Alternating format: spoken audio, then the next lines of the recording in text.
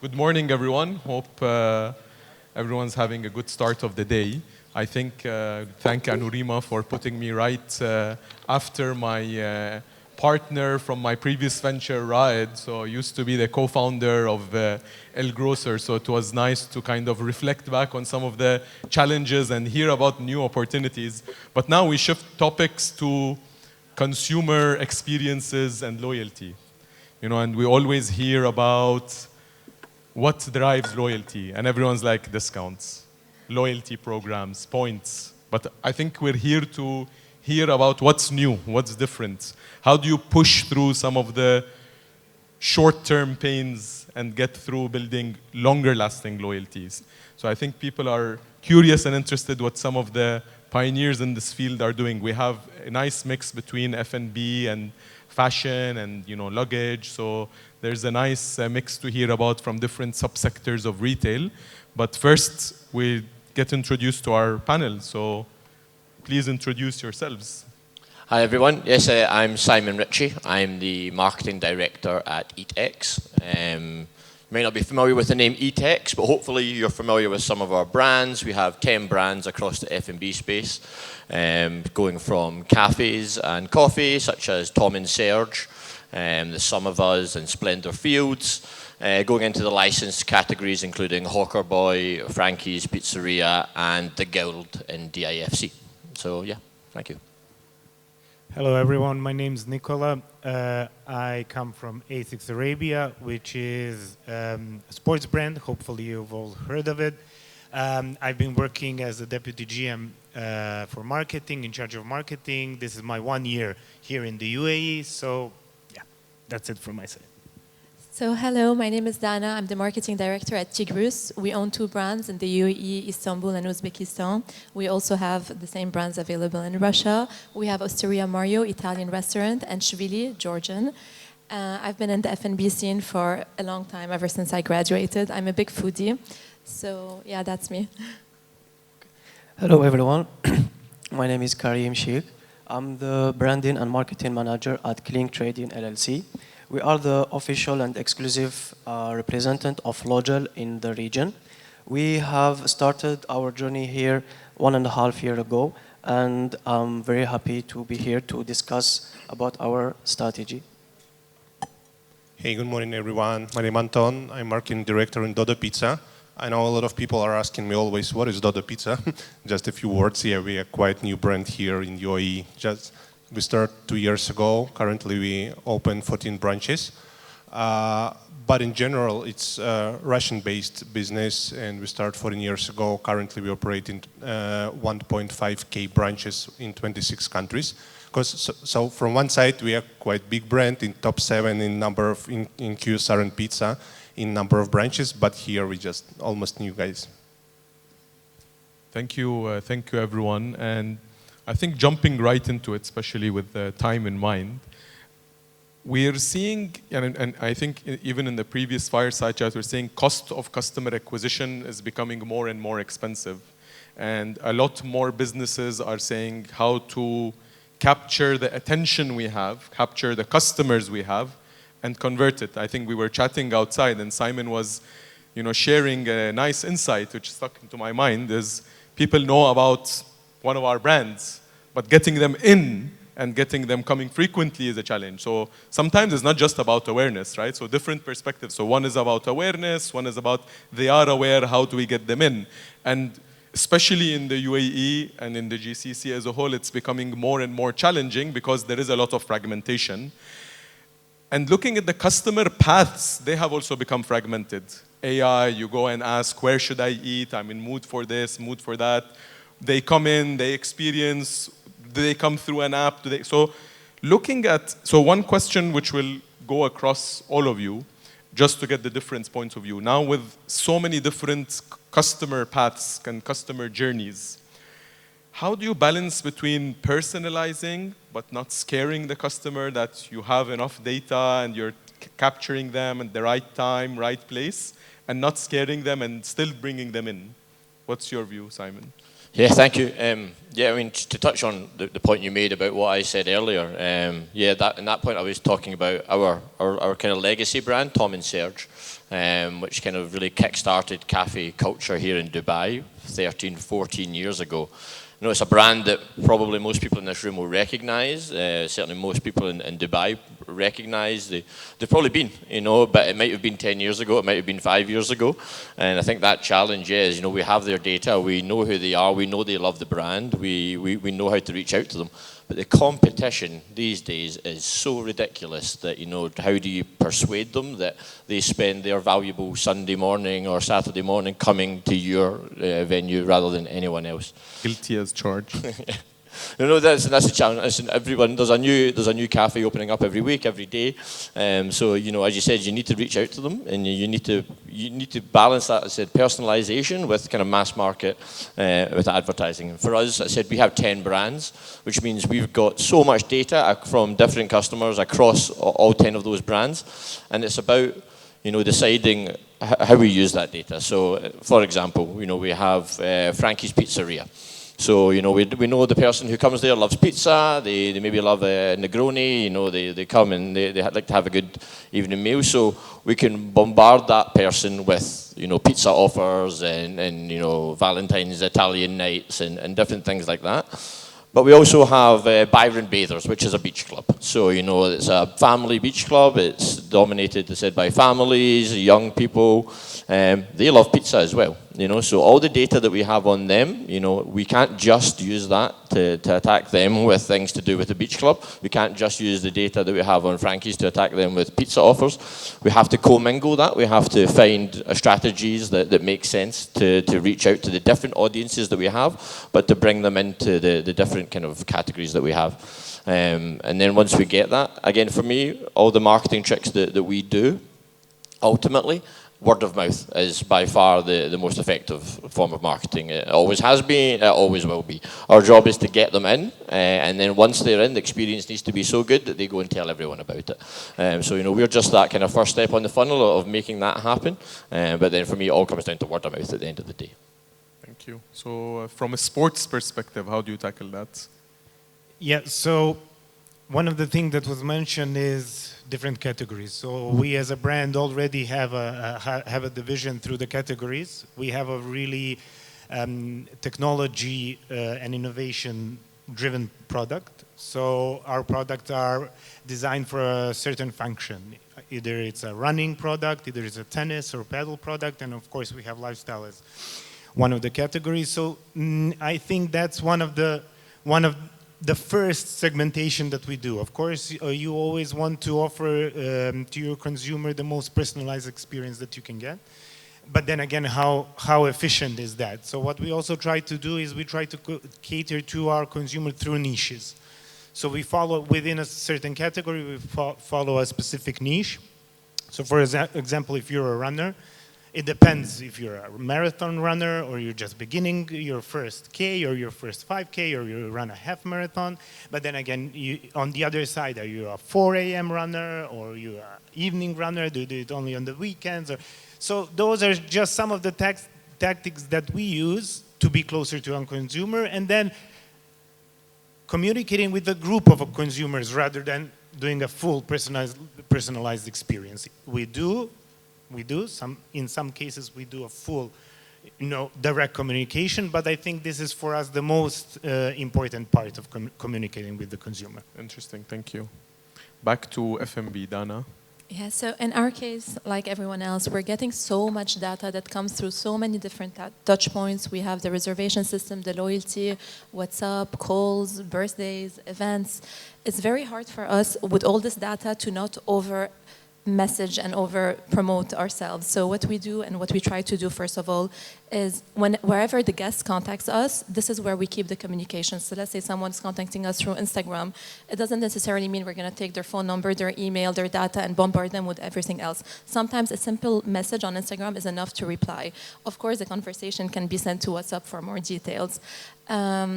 Also, like when we're targeting ads, let's say Osteria Mario, we do kids' birthday parties. We don't just do an ad and target everyone in Dubai. We're very specific in our targeting.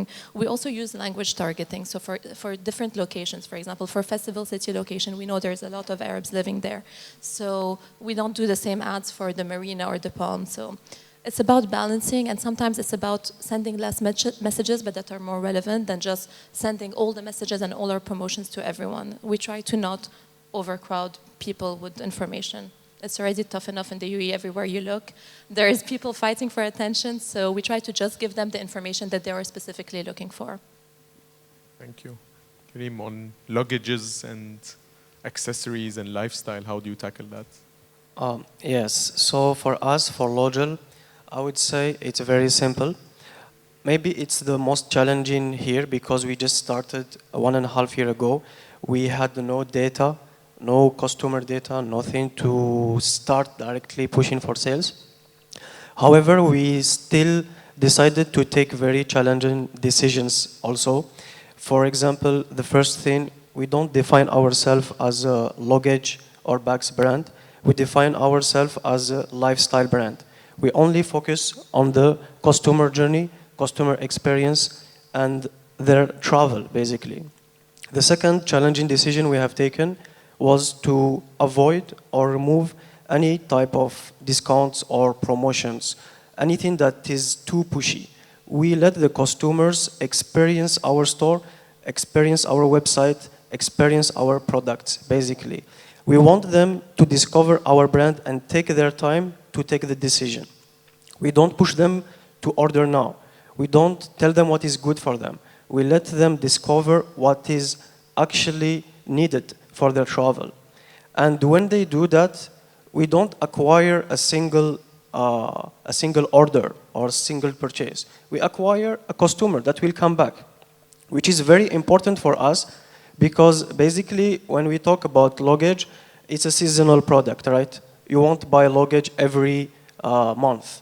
You buy it maybe once in 5 years or 2 years, maybe, and we are not sure.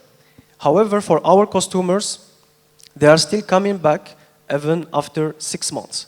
We have returning customers of around 60%. And that's because we did not push for sales at the beginning, which was challenging in terms of revenue, in terms of every aspect of marketing. But in the end, we acquire customers for long term that were coming back all the time. For example, if I take, for example, October, which is a dead season for travel, for us especially, all our budget and the revenue was covered by returning customers. And they were happy to come back. And we are happy to welcome them back also. Yes. Thank you. Thank you. Anton? Let's finish here. So for us, and what we see, I would say the main issue in communication right now everywhere is over-communication. Because let's say in QSR and pizza, we have of course our own app. We attract people, use our own app instead of aggregators. This is big battlefield. And you can send the push notifications, so I can describe it pretty clear. I'm using a lot of application, of course. And today I count in the morning, one of the delivery service brand, starting from A, ending on Amazon, sent me 10 notifications in 24 hours. So right now, it's not anymore like take care about the customer, take care about my expectations, what I need in the moment. It's just sending me a lot of communications and it transfer just in a noise. And our strategy right now is it's just better to keep quiet and not to say anything and just to take the right moment. And we need to understand, for example, frequency in Dodo. One customer ordered pizza 1.6 times in a month. So from our point of view, there is no make sense to send him daily notifications or even twice, 3 times, 4 times, because it's not going to create a tension from our side. Even we test this moment. So currently, we have, of course, we have active users, non-active users, a lot of cohorts and all the things. So we usually send, for example, 3-4 maximum notification per week. And we try to send on the daily basis. And what we saw, the CTR goes down. So it means it's just a noise. So for us, if you wanted to keep attention to your brand, you need to communicate, like, you need to take care about the customer. This is like the final point that we find out, and we keep the strategy. It's quite interesting. You know, as I was listening to each of you, there's a common thread that I'm seeing, which is a bit of a, I would say, change in trend over the last year compared to previous years. It's not about bombarding the customer. It's not about going and over-engineering cohorts and journeys and funnels and making sure everybody knows about it, you know, or hyper-personalizing. I think I'm seeing a nice trend of people stepping back and saying, who is my customer? What is their behavior? How do I respect the customer? Right? It's not about over-communicating. It's about communicating respectfully, right? Because we're all conscious as customers ourselves how much we're being bombarded. So I think everyone is becoming more, there's a bit of fatigue, there's a bit of consciousness to take a step back and take a fresh approach, which I like. So maybe to double click on that. So Simon, your local group managing a number of local brands and competing with some international brands. How do you look at, which capitalize a lot on, you know, frequency of communication. So how do you manage, you know, new media tools like retail media and so on to make sure this kind of, you brought in the customer once, how to bring them back again? I mean, to touch on what Anton said there, and I think it's so important, is that if you're bombarding your customer with 10 messages a day, they're just going to ignore them, regardless of how good the offer that is or how relevant it is to them. If someone sends me 10 messages in a day, your brain automatically just switches off, and it's, you know, it won't even read it. You'll just, oh, Amazon again. I mean, sorry, A to the Amazon again. You know, just ignore, ignore, ignore. So it's completely correct that it's all about sending the right message at the right time. And for us, for our brands, that all kind of comes from, you know, trust and authenticity. So if we were to take, for example, Common Grounds, which is our kind of healthy lifestyle cafe grab-and-go brand that we said we have locations around Dubai.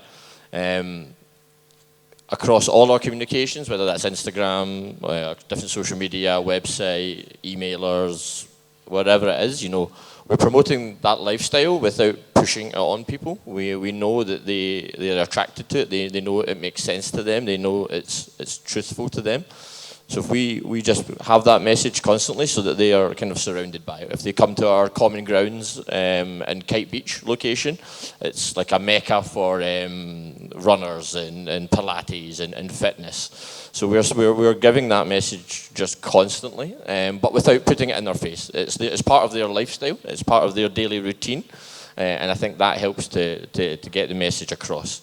As I said, there's more like sanctuaries.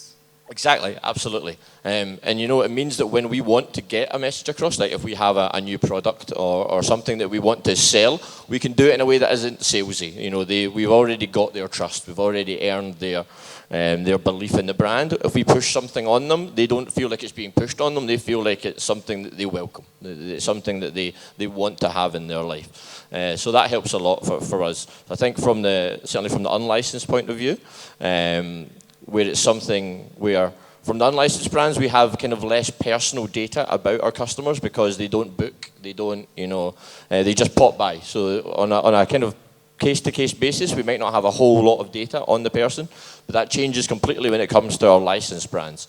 So when it comes to the Guild, for example, which is our like Michelin-selected restaurant in DIFC, you know, if someone books, we've got so much data on them, it is scary. You know, when I first started to see, you know, we log everything about that person. So when they come to the venue, what their favorite drink is, what their favorites, how they like their steak, how they like this, how they like that, everything, you know, not just allergen information, but proper personal information about them.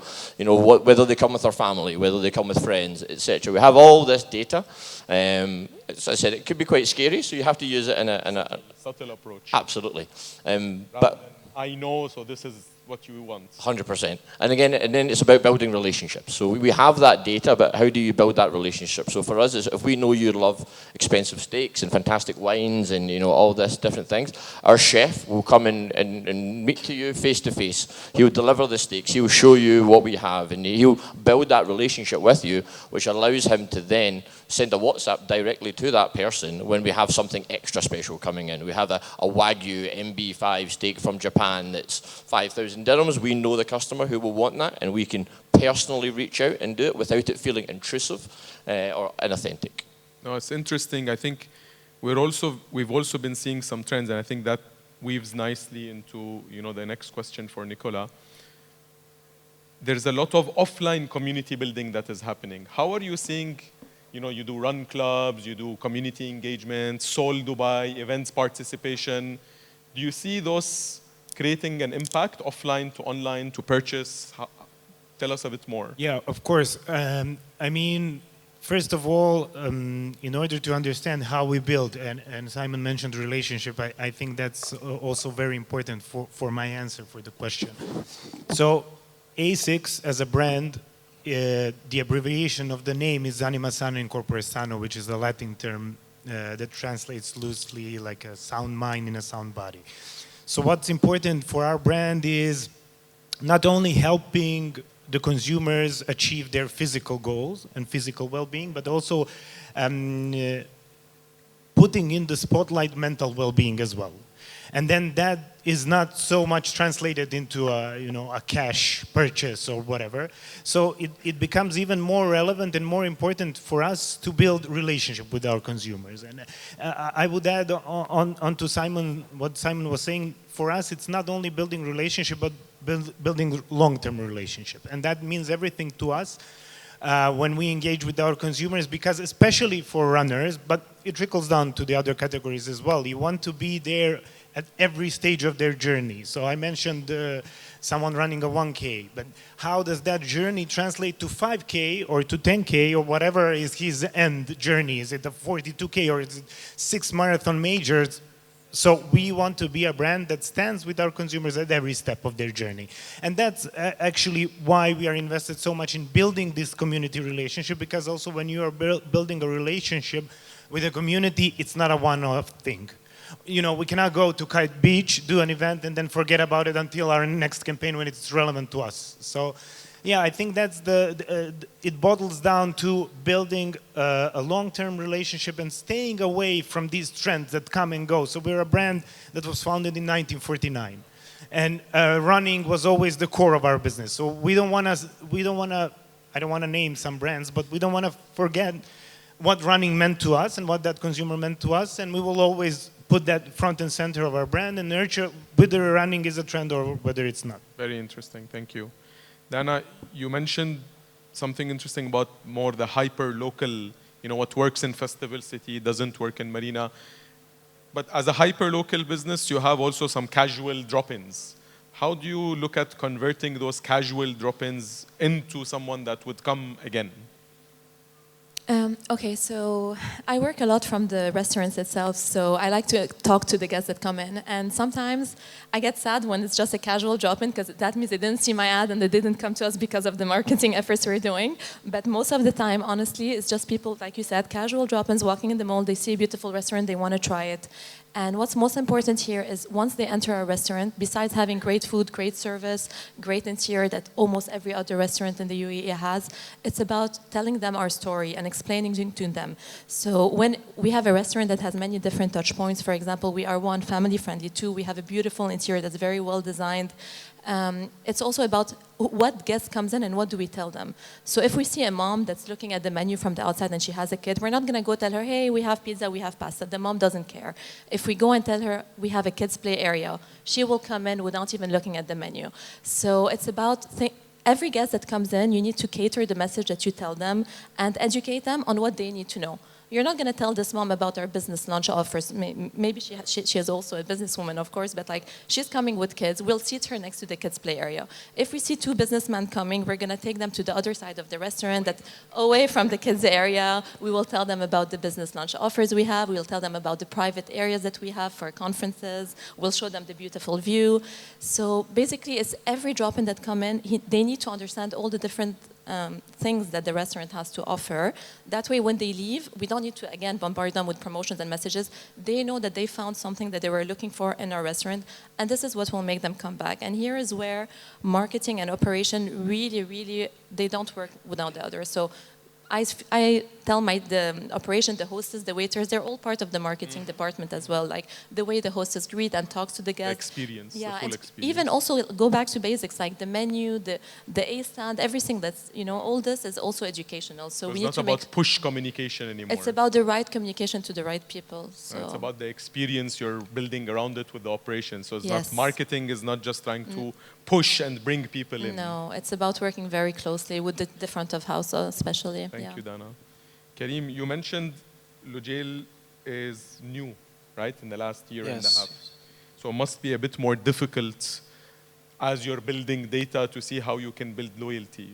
Tell us a bit more about how's your approach to start building this community of loyal customers.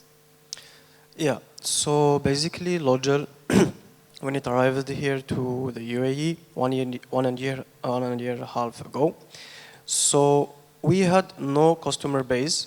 So it was first difficult for us to just get sales. However, our approach was a bit different from any other brand. We did not launch crazy deals for grand opening or anything like that. We have made a decision to remove all discounts and only focus on the product. And for us, the customer journey is the most important. Customer acquisition for us doesn't start from, sorry, I think the mic was not working. Sorry. So basically for us, customer acquisition doesn't start from the moment they purchase, but from the moment they visit our store or website. When they visit our store or website, that's the moment where they discover our brand. As I said, Lojale is a Japanese brand. It's new here in the UAE, so people may not really know it. So the most important objective for us is people to discover the brand.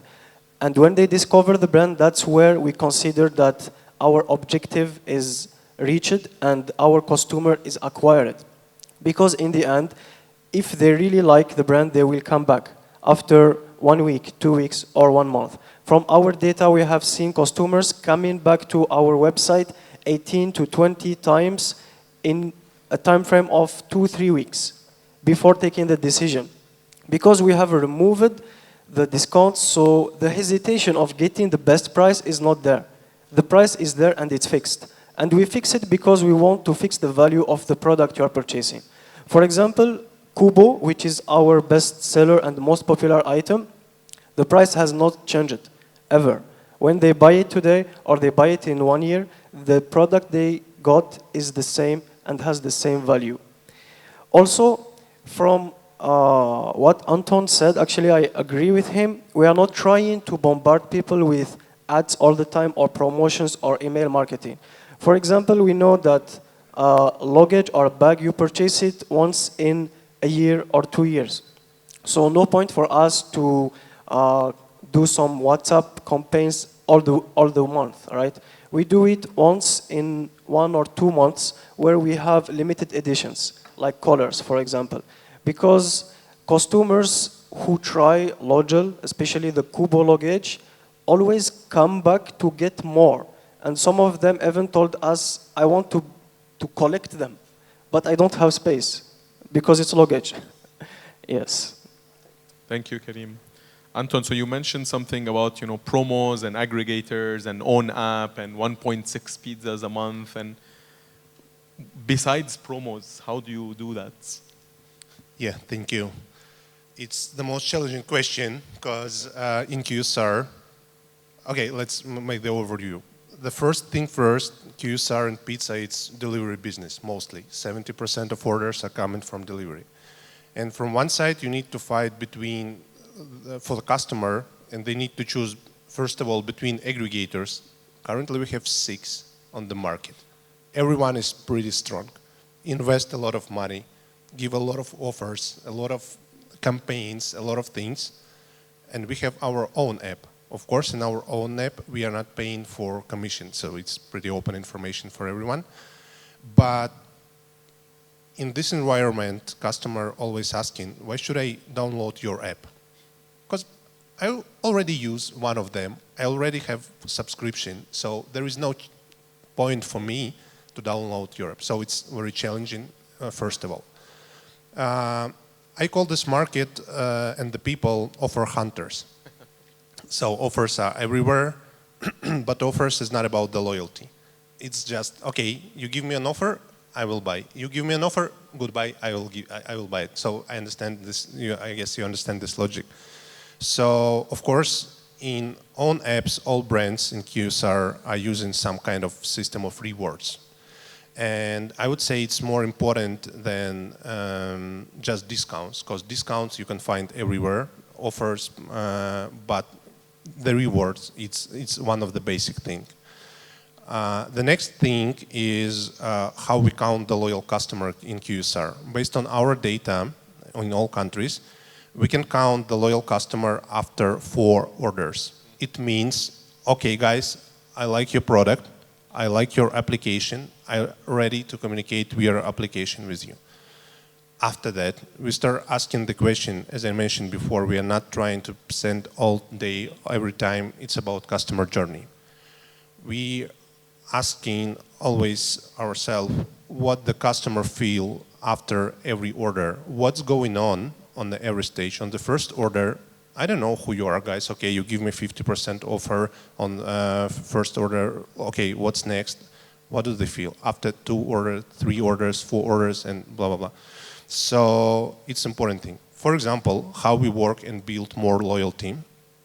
After, when you make the order, the customer should wait 20, 30 minutes for delivery.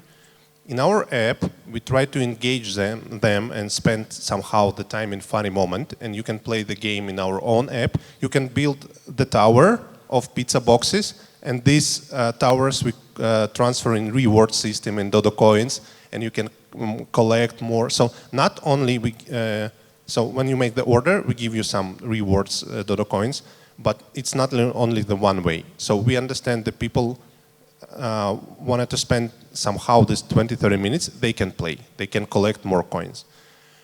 Second thing, we are about transparency, we are about openness everywhere. We have everywhere open kitchen, so nothing is hidden, so you can see everything, all process. And even in our app, after the order, you can run the video, and we, in all our kitchens, we have cameras, and you can just, in the live moment, you can see how we make exact your pizza. Interesting. So you can just follow how pizza maker prepare especially your pizza. So this is a few examples about the loyalty. Because of course a lot of things can be done in online or in offline in our stores, but of course we are more about delivery. So my example was more about like how we trying to work with in our own app and, for example, with aggregators. Yeah. Thank you very much. We're out of time. Thank you very much for your insights. I think it was refreshing to hear about new things, and I'm sure there will be some more questions after we step away. Thank you very much.